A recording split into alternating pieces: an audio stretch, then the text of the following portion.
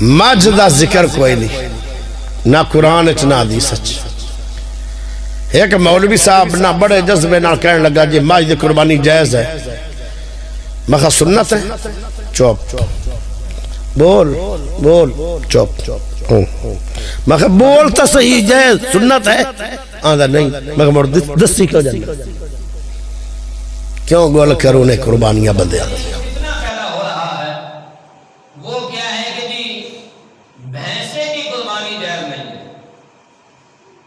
بعض احباب نے سنا ہوگا سوشل میڈیا پر آج کل جو ہے وہ کافی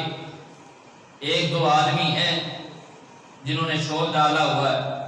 جی کٹے کی قربانی جائز نہیں ہے، جی پوچھا جائے کیوں جائز نہیں، یہ قرآن سے ثابت نہیں۔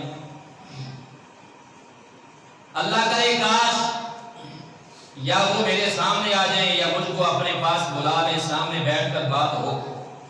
لیکن وہ اتنی جرت بھی نہیں کرتے، میں نے تو کال بھی کی ہے۔ بہرحال دلیل کیا دیتے ہیں جی قرآن سے ثابت نہیں ہے، تو میں ان کی خدمت میں یہ گزارش کرتا ہوں کہ تم کہتے ہو کہ بھینس یا بھینسا یہ قرآن سے ثابت نہیں ہے، تو باقی جانور جو ہیں قربانی کے ان کا مجھے قرآن کی نص سے کہیں ذکر دکھا دو، بکری کا ذکر دکھا دو قرآن کی نص سے ہو،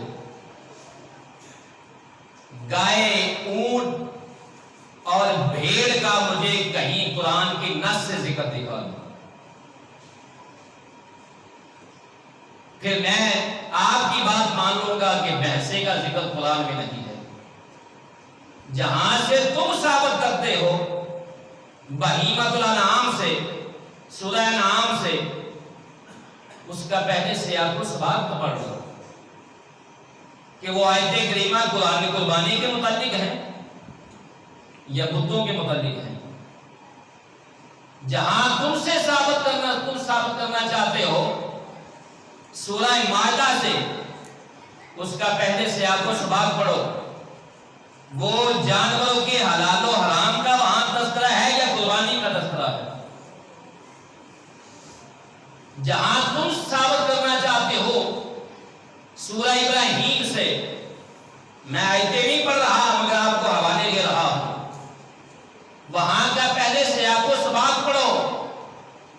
شان نزول تو پڑھو، وہاں جن جانوروں کا ذکر ہو رہا ہے وہ قربانی کے حوالے سے ہو رہا ہے کہ ان بتوں کی وجہ سے ہو رہا ہے جن کے نام پر بت پرست اپنے جانور ذبح کرتے تھے۔ اور میں چند حوالے آپ کی خدمت میں عرض کر رہا ہوں، اور میرے آپ کو دعوت فکر ہے، آپ میں جرت ہو تو ان کا جواب دے دیجیے گا۔ آپ کہتے ہیں کہ بھینسا جو ہے یہ قربانی کے لیے جائز نہیں ہے، تو میں کہتا ہوں کہ اپنے کسی مفتی سے اگر آپ مانتے ہیں، اگر آپ کے کسی مفتی میں اتنا دم ہے تو آپ صرف مجھے اتنا بتا دیں کہ کسی کے پاس 30 بھینسیں ہیں اور اس کی انہوں نے زکوٰۃ نکالنی ہے، تو مجھے بتا دیں کہ ان کی زکوٰۃ کا نصاب کیا ہوگا۔ بھی بھینسوں پر زکوٰۃ تو ہے نا، اگر کسی کے پاس 30 بھینسیں ہوں، چھوٹے بڑے جانور ملا کر 30 ہو جائیں تو ان پر زکوٰۃ بنتی ہے، تو میں پوچھتا ہوں کہ مجھے ذرا سمجھا دیں کہ اس نے زکوٰۃ نکالنی ہے کس حساب سے نکالے گا۔ اگر آپ ان سے پوچھیں گے تو فوراً کہیں گے کہ جناب زکوٰۃ جو ہے وہ گائے کے نصاب سے ہے، تو میں کہتا ہوں کہ اگر گائے کے نصاب سے زکوٰۃ ہے تو اس کا مطلب یہ ہے کہ جب تم نے زکوٰۃ لینی ہو تب تم بھینس کو جو ہے وہ گائے میں شامل کرتے ہو، اور جب قربانی کا معاملہ آ جائے تو قربانی کے معاملے میں بھینس کو نکالتے اس لیے ہو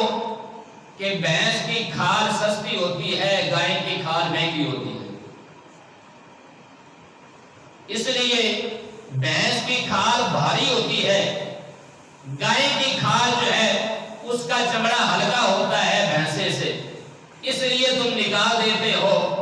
क्योंकि खालें हमने मदारस के लिए जमा करनी होती हैं, तो लिहाजा एक उज़्र की बिना उम्मत मुस्लिमा को फितना में न डालो। जब उमर बिन अब्दुल अजीज, जिसको तमाम उम्मत खलीफा राशिद मानती है, उमर बिन अब्दुल अजीज के जमाना में, ये आखिरी एक दलील दे रहा हूं, उमर बिन अब्दुल अजीज के जमाना में जिसकी खिलाफत पर तमाम उम्मत मुस्लिमा का इत्तिफाक है, जमा है, उमर बिन अब्दुल अजीज के जमाना में सबसे पहले भैंस को देखा गया, और किस मामले में, किस जगह और किस कैफियत में देखा गया। आपने ज़कात की कमेटी कायम की और ज़कात इकट्ठी करने के लिए कमेटियां तश्कील दी। एक कमेटी को जब हिंदुस्तान के इलाके में भेजा गया ज़कात इकट्ठी करने के लिए, वो लोग जब आए, उन्होंने इस हिंदुस्तान के अंदर भैंस जानवर देखा, उठना बैठना देखा, खाना पीना देखा, और दूध धोया जाता उन्होंने देखा, दूध धोकर उन्होंने देखा। उन्होंने जाकर उमर बिन अब्दुल अजीज से कहा, हम समझ नहीं पाए, एक जानवर है कासिया चमड़े, काले चमड़े वाला है, उसकी हिय्यत जो है शक्ल सूरत गाय जैसी है, उठता गाय की तरह है, बैठता गाय की तरह है, खाता गाय की तरह है, जगाली गाय की तरह करता है, दूध गाय की तरह देता है। के बाद हुक्म किया, बिन अब्दुल अजीज ने कहा, गाय की एक नस्ल है, गाय के हिसाब से उसकी ज़कात ली जाएगी। आज 1450 साल बाद आज का मुल्ला जो है, जो अंग्रेज के टुकड़ों पर पलने वाला है और अंग्रेज के टुकड़ों पर जो है शरीयत को बदलने वाला, मैं कहता हूं तेरा इल्म ज्यादा है, तेरा इज्तिहाद भी है, या उमर बिन अब्दुल अजीज के पास इल्म ज्यादा है, उमर बिन अब्दुल पास इल्म ज्यादा, जिन्होंने उस जमाना में इस भैंस को या भैंसे को गाय में शामिल करके उस हिसाब से ज़कात ली, और आज तक तुम ज़कात जो है वो उसकी गाय के हिसाब से लेते आ रहे हो। मैं कहता हूं भैंसा या भैंस गाय की नस्ल नहीं है, तो फिर गाय के निसाब से उसकी ज़कात क्यों लेते हो? छोड़ दो ना फिर ज़कात भी, क्यों लेते हो?